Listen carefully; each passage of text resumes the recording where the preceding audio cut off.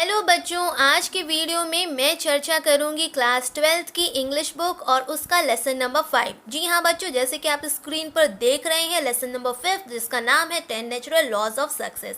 मैं बताना चाहूँगी बच्चों कि 1 से 4 तक के लेसन्स भी हमने अपने चैनल पे अपलोड कर रखे हैं। यदि आपने उन्हें नहीं देखा है और आपको आवश्यकता है तो आप उन पर जाकर उनको देख सकते हैं और अपनी स्टडी को कंटिन्यू कर सकते हैं। अब बच्चों, ये जो लेसन जिसे हम आज पढ़ने जा रहे हैं ये क्लास 12 का है जिसका नाम है 10 नेचुरल लॉज ऑफ सक्सेस, जिससे हमको सुनने से ही समझ में आ रहा है कि कुछ ऐसे वास्तविक या स्वाभाविक नियम बताए गए हैं जो सफलता के लिए बनाए गए हैं। तो ऐसे कौन से 10 स्वाभाविक नियम होते हैं जो सफलता के लिए हैं, सफल होने के लिए हैं, तो उसे पढ़ने के लिए हमें इस पार्ट का अध्ययन करना पड़ेगा। तो चलो बच्चों, अपने समय को बिना वेस्ट करते हुए हम इसका अध्ययन करते हैं।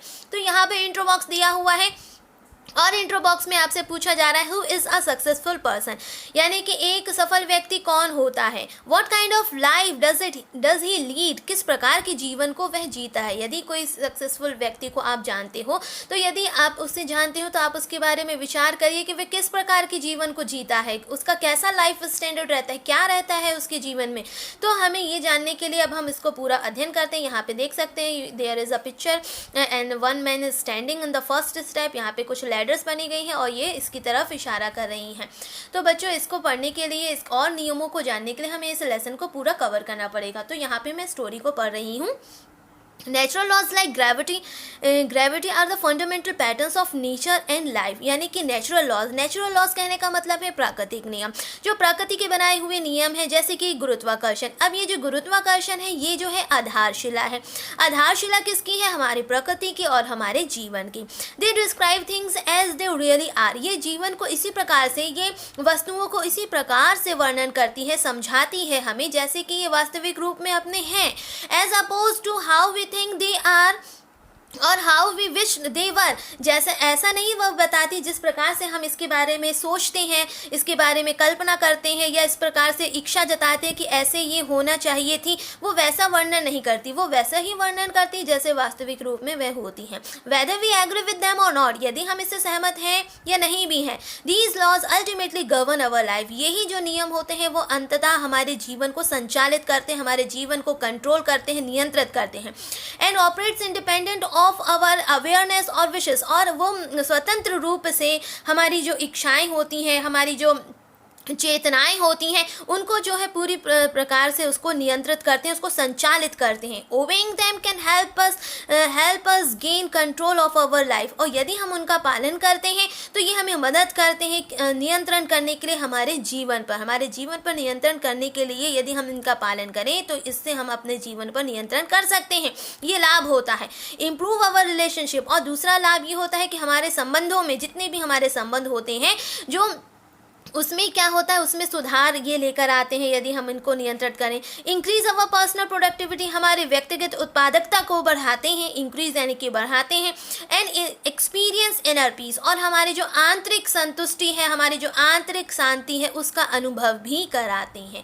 तो ये तो हो गए कुछ इसका इंट्रोडक्शन जो उन्होंने शुरुआत करी कि क्या होते हैं नेचुरल लॉज, और ये जो है आधारभूत शिला है होती हैं हमारे प्रकृति की, हमारे जीवन की। ये इसी प्रकार से अपने आपका वर्णन करती हैं जैसे ये वास्तविक रूप में होती हैं, और जिस प्रकार से ये बनाई गई है इसी प्रकार से ये अपने जीवन में चलती रहती हैं। और हमें जो है, हम जैसा सोचते हैं, विचार करते हैं, वैसा हम इनको नहीं पाते हैं। और ये स्वतंत्र रूप से हमारे जीवन को पूरी तरीके से नियंत्रित करती हैं और हमारे जीवन को संचालित करती हैं। हमारा पूरा जीवन का कंट्रोल इन पर होता है, और यदि हम इनको पालन करते हैं तो इससे क्या होता है, हम अपने जीवन की घटनाओं पर, जीवन की चीज़ों पर नियंत्रण पा सकते हैं और अपने संबंधों को सुधार सकते हैं और हमारी उत्पादकता को बढ़ा सकते हैं, और साथ ही साथ हम अपनी आंतरिक जो शांति है उसको भी अनुभव कर सकते हैं।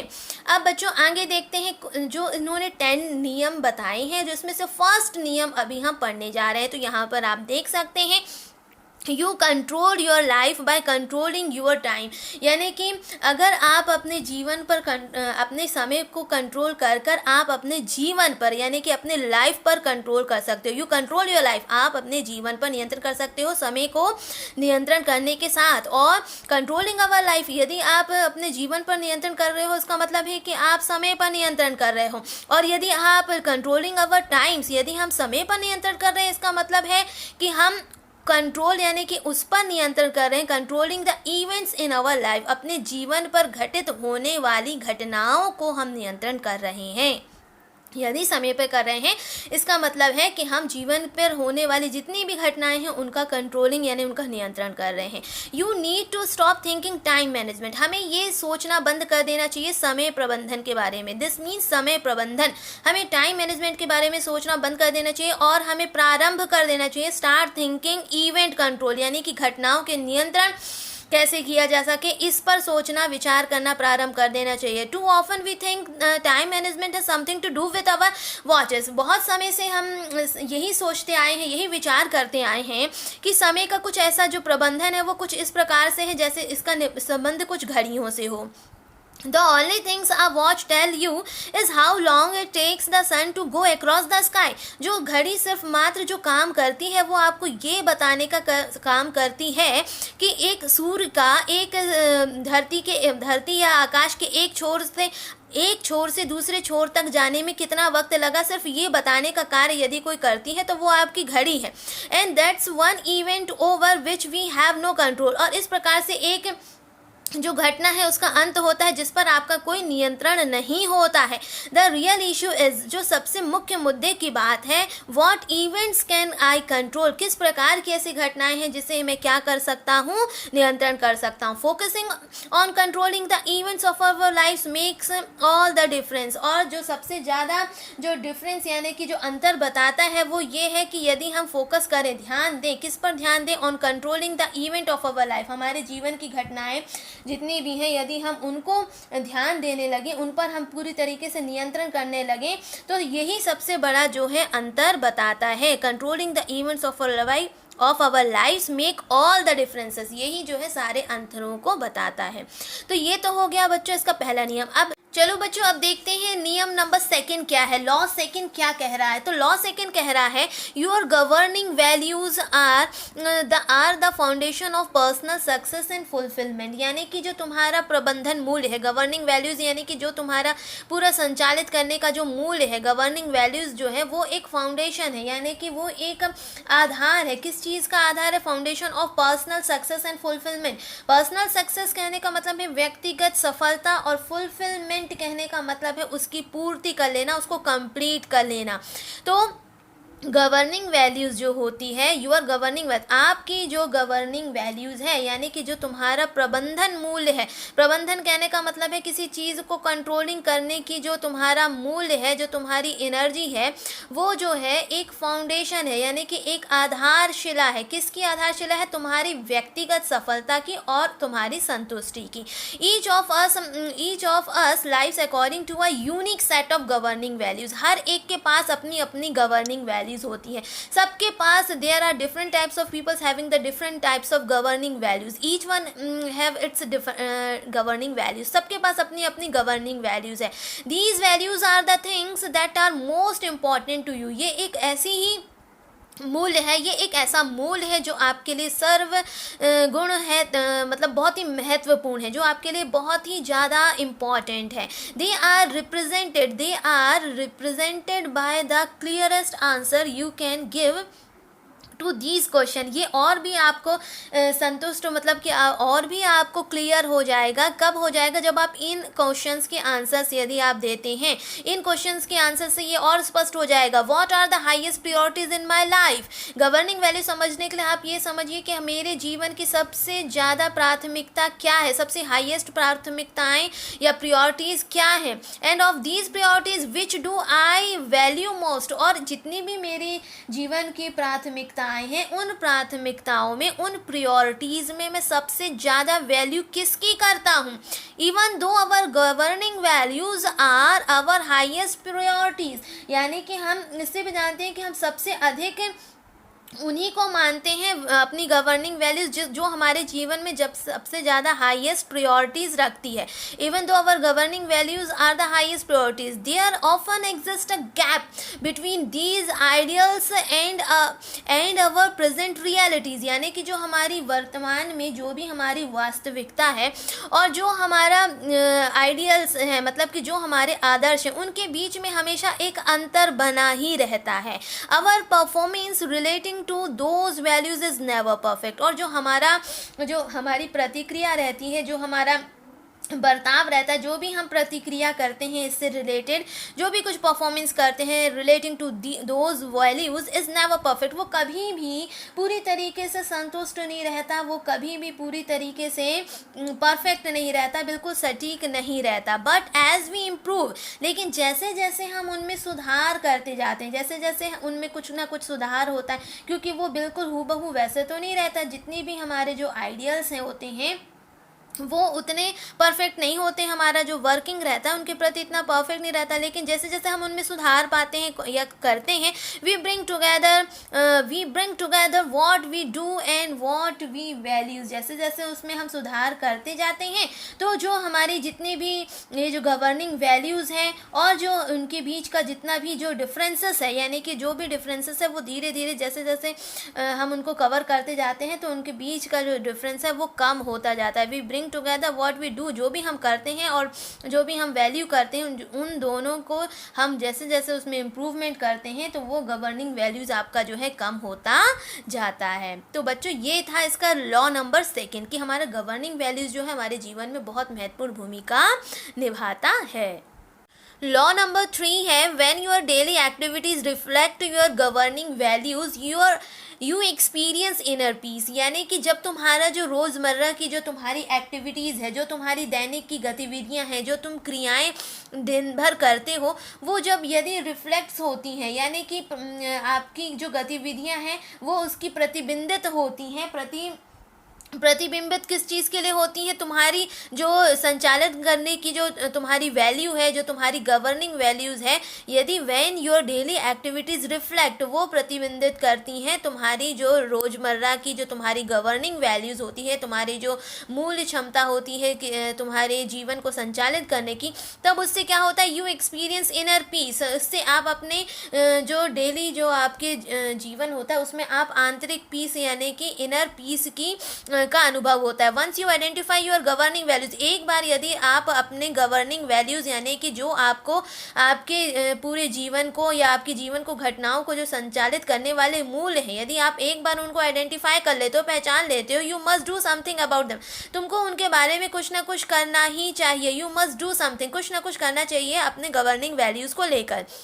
Your values must find expression as measurable and achievable long range and intermediate goals. Long range and intermediate goals कहने का मतलब है long range यानी जो दूरगामी है, जिनको अपन ने अभी नहीं सोचा, जो हमारे एकदम निकट नहीं है, दूर के हैं, और intermediate goals यानी कि जो बीच के हैं। intermediate goals यानी लक्ष्य, ऐसे जो लक्ष्य हैं जो आपके जीवन के हैं। तो उससे क्या होता है, जो आपकी वैल्यूज़ होती हैं must find expression, वो उनमें वो प्रतिक्रिया देख लेती हैं जो मापने योग्य होती हैं या दूरगामी या बीच के लक्ष्यों को पूरा करने वाली होती हैं। Which can then be translated into daily task, और ये जो किसमें परिवर्तित की जा सकती हैं, आपके रोज़मर्रा के कार्यों में, रोज़ की गतिविधियों में। That will move you toward your their achievement, और ये फिर किसकी तरफ रुझान लेती हैं, टुवर्ड्स देयर अचीवमेंट, यानी कि उनकी कार्यों की पूर्ति के लिए, कार्यों के अचीवमेंट के लिए। As you concentrate your time and energy on achieving task, एक बार यदि आप अपने समय और ऊर्जा को लगाते हैं, किस में लगाते हैं, ऑन अचीविंग टास्क, यानी कि अपने कार्यों के लक्ष्यों या लक्ष्य को पूरा करने के लिए। एंड तो उससे क्या होता है, that have real meaning in your life, ये आपके जीवन का वास्तविक मूल्य होता है। That is the real meaning in your life, ये इनके अपने जीवन में इनका जो है रियल मीनिंग होता है, जो है वास्तविक मूल्य होता है। यू बिकम मोर प्रोडक्टिव, उससे क्या होता है, जब हम इसे कंसंट्रेट करते हैं, as you concentrate your time, जब आप अपने समय को क्या करते हैं, एकाग्र करते हैं, कंसंट्रेट करते हैं और अपनी एनर्जी को इन लक्ष्यों की पूर्ति के लिए लगाते हैं जो आपके जीवन में बहुमूल्य हैं, तो उससे क्या होता है, यू बिकम मोर प्रोडक्टिव, आप ज़्यादा से ज़्यादा उत्पादक होते हैं। एंड अचीव इनर पीस, उससे आपको आंतरिक शांति का एहसास होता है। और ये किस रूप में होता है, एज द फुलफिलमेंट, यानी कि किसी भी उसको पूर्ति करने के लिए और एकता के लिए। यहाँ पे दिया है यूनिटी, यूनिटी मतलब कि एकता की भावना, और किसी भी चीज़ की उपलब्धि के लिए, किसी भी चीज़ के फुलफिलमेंट के लिए ये उसको पूरा करता है। तो ये था नियम नंबर 3। अब नियम नंबर 4 है to reach any significance goal you must leave your comfort zone. ये जो फोर्थ नंबर का लॉ है वो it depends on all the students, ये सब पर, सारे विद्यार्थियों पर और सब पर लागू होता है। यहाँ पे बोला गया है सिग्निफिकेंस यानी होता है महत्वपूर्ण और गोल यानी होता है लक्ष्य, रीच यानी होता है पहुँचना। किसी भी महत्वपूर्ण लक्ष्य पर पहुँचने के लिए ये बहुत अति आवश्यक है कि हम अपने आरामदायक जोन यानी कि क्षेत्रों को छोड़ दें, क्योंकि यदि हम आराम के उसमें बैठे रहेंगे तो हम कभी भी कठिनाइयों से हमारा वास्ता नहीं पड़ेगा, और यदि कठिनाइयों से वास्ता नहीं पड़ेगा तो जीवन में सफलता का जो मधुर हमें प्राप्त होती सफलता, उसका एहसास भी हमें वैसा अच्छा नहीं मिलेगा। तो हमें अपने कंफर्ट जोन को सबसे पहले तो छोड़ देना चाहिए। एक्सटर्नल और physical comfort zones are easy to understand. जितने भी एक्सटर्नल यानी कि जितने भी बाहरी और जितने भी भौतिक यानी कि फिजिकल कंफर्ट जोन्स होते हैं वो उनको समझना जो है बहुत ही आसान है, it are easy to understand, but they are by no means the only type of comfort zones we have. लेकिन ये वही कंफर्ट जोन्स नहीं है। बाहर के कंफर्ट जोन जितना मतलब जितने भी बाहरी कंफर्ट जोन्स और जितने भी भौतिक कंफर्ट जोन्स हैं उनको समझना यानी कि बहुत आसान तो होता है, किंतु ये ऐसे वाले कंफर्ट जोन्स नहीं है। कभी कभी क्या होता है, कभी ये इस तरह के कंफर्ट जोन्स नहीं होते। समटाइम्स यानी कि कभी कभी ऐसा होता है we develop mental, emotional, social and psychological comfort zones. कभी कभी ये हमारे जीवन में कुछ ऐसे कंफर्ट जोन्स होते हैं जो मानसिक होते हैं, और उसके मानसिक यानी कि हमारे मेंटल होते हैं, इमोशनल यानी कि भावनात्मक होते हैं, सोशल यानी कि सामाजिक होते हैं, और साइकोलॉजिकल यानी कि मनोवैज्ञानिक होते हैं। ऐसे कंफर्ट जोन्स भी कभी कभी हमारे जीवन में जुड़े होते हैं। बाहरी और जो फिजिकल कंफर्ट जोन्स है तो इनमें से इनको समझना बहुत ज़रूरी है, क्योंकि कंफर्ट जोन्स का मतलब सिर्फ ये नहीं कि आराम से, कभी कभी व्यक्ति इन कंफर्ट जोन्स में भी घिरा रहता है, चाहे वो मेंटल हो, इमोशनल हो, सोशल हो, साइकोलॉजिकल कंफर्ट जोन्स हो। These can be much more difficult to leave, यानी कि ये बहुत ज़्यादा कठिन होते हैं इन तरह के कंफर्ट जोन्स को जो मानसिक रहते हैं और भावनात्मक रहते हैं, सामाजिक रहते हैं, मनोवैज्ञानिक रहते हैं। ऐसे कंफर्ट जोन्स को छोड़ना बहुत कठिन होता है। This can be much more difficult to leave than our physical comfort zone. किसकी अपेक्षा ज़्यादा कठिन होता है? जो हमारे जो भौतिक कंफर्ट जोन्स होते हैं उनको, उनके अलावा जो हैं ये जो है ज़्यादा डिफ़िकल्ट होते हैं इनको छोड़ना। तो ये भी हमें याद रखना, leaving our comfort Jones requires effort and commitment. यदि हम अपने कंफर्ट जोन्स को छोड़ेंगे तो उनका छोड़ना जो होता है कंफर्ट जोन्स का, उसको छोड़ने के लिए किस चीज़ की आवश्यकता होती है? बहुत ही ज़्यादा एफर्ट, यानी कि आपको बहुत ज़्यादा उसके प्रति जो है अपना प्रयास करना पड़ेगा, अपनी कोशिश प्रयत्न करना पड़ेगा। बहुत ही गंभीरता से जब आप प्रयत्न करोगे तब आपके comfort Jones छूटेंगे।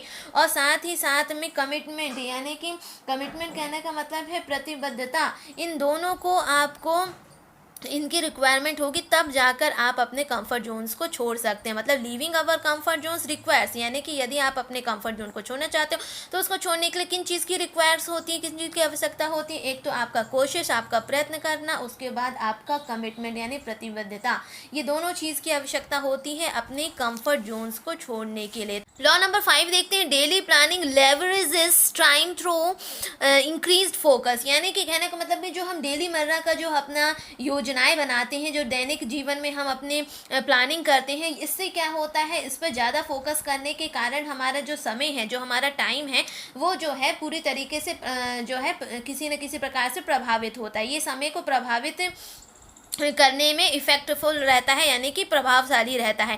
Investing a little time in certain activities can free up time through out the rest of the day. यानी कि अगर हम थोड़ी सी भी जो है अपनी एनर्जी या तो थोड़ा सा भी आपका जो समय है वो आप अपनी यदि ऐसी क्रियाओं में, एक्टिविटीज़ में, जो आपकी जो डेली सर्टेन एक्टिविटीज़ है, यदि हम उसमें थोड़ा सा भी समय लगाते हैं तो उसके उन क्रियाओं पर समय लगाने से क्या होता है, हमारा जो दिन भर के लिए हमें बाकी जो हमारा रेस्ट ऑफ द टाइम रहता है उसके लिए दिन भर के लिए हमारे पास काफ़ी पर्याप्त मात्रा में समय बचता है। तो उस समय को हम बचाते हैं यदि हम कुछ क्रियाओं में अपना इफेक्टिव टाइम लगाते हैं और प्लानिंग करके लगाते हैं। उसके बाद यहाँ पे बताया a daily planning session can act as a time level, यानी कि जब हम उसमें थोड़ा सा भी अगर हम टाइम का नियोजन करते हैं डेली अपनी सर्टेन एक्टिविटीज़ के लिए, यदि हम समय का नियोजन करते हैं तो उससे उससे हमारा एक टाइम का प्रॉपर मैनेजमेंट बनता है। Act as a time level और उसको करने के लिए हमारे उसके पास कोई कीमत है, जो उसका कॉस्ट है, द कॉस्ट इज स्मॉल, वो बहुत ही स्मॉल यानी कि छोटी है, जैसे कि सिर्फ 10 से 15 मिनट दिन के 10 से 15 minute, but you will enjoy many benefits all day long. यदि आप 10 से 15 मिनट ही अपनी कुछ मुख्य क्रियाओं में अपने लगाते हो जो आपकी अति आवश्यक है, अकॉर्डिंग टू द प्लान है, तो उससे क्या होता है, उसका बहुत ज़्यादा आपको फ़ायदा होता है और वो पूरे दिन के दौरान आपको मिलता है। सच एज आ क्लियरली डिफाइंड टास्क, जो ऐसे लक्ष्य होते हैं, जो ऐसे कार्य होते हैं जो बिल्कुल आपके लिए क्लियर होते हैं, एकदम स्पष्ट होते हैं, उनके लिए आपको समय मिलता है। With deadlines increase focus on more important task, और उससे क्या होता है, जब हम उनके ऊपर ज़्यादा फोकस करते हैं तो इससे क्या होता है, समय का जो आपने टाइम एक लिमिट बनाया रहता है वो आपका जो है फोकस को बढ़ा देता है, मतलब कि उसके प्रति जो आपका लगन रहता है वो ज़्यादा से ज़्यादा बढ़ जाता है और कम समय में आप ज़्यादा से ज़्यादा काम करने के लिए एक्टिव हो जाते हो। Less time spend between projects and greater sense of accomplishment at the end of the day, और अपने दिन के, यदि आपने एक प्रॉपर प्लानिंग कर रखी है तो दिन के अंत तक में जब आप अपने उन कामों को निपटा लेते हो और नियम से यदि आप कर रहे हो तो आप जब उन कामों को निपटा देते हो, दिन के अंत में आपको जो है एक बहुत ज़्यादा एक क्या सेंस होता है, सेंस ऑफ अकम्पलिशमेंट, यानी कि उस कार्य को पूर्ति करने की अनुभूति होती है, बहुत ज़्यादा महान रूप में होती है उसकी अनुभूति कि हमने एक जो योजना बनाई और नियमबद्ध उसके तरीके से काम किया, उसका जो लक्ष्य बनाया उसको तरीके से उसका काम किया, तो लास्ट डे मतलब दिन के अंत में आपको उसका रियलाइज़ होता है कि हमें समय अवधि में जब काम हम निपटा लेते हैं, सब काम की पूर्ति हो जाती है, तो हमको खुद एक सेंस ऑफ सेटिस्फेक्शन लास्ट में होता है। तो ये नियम बताया गया है कि यदि हम एक प्रॉपर प्लानिंग से काम करते हैं तो प्रॉपर प्लानिंग के साथ काम करने से जो लास्ट में एक फीलिंग होती है वो एक सेटिस्फेक्शन की होती है, और वो तभी होती है जब आपके काम जो है समय के अनुरूप पूरे जो आप प्लान करते हो उस योजनाबद्ध तरीके से अपने कामों की पूर्ति कर लेते हो।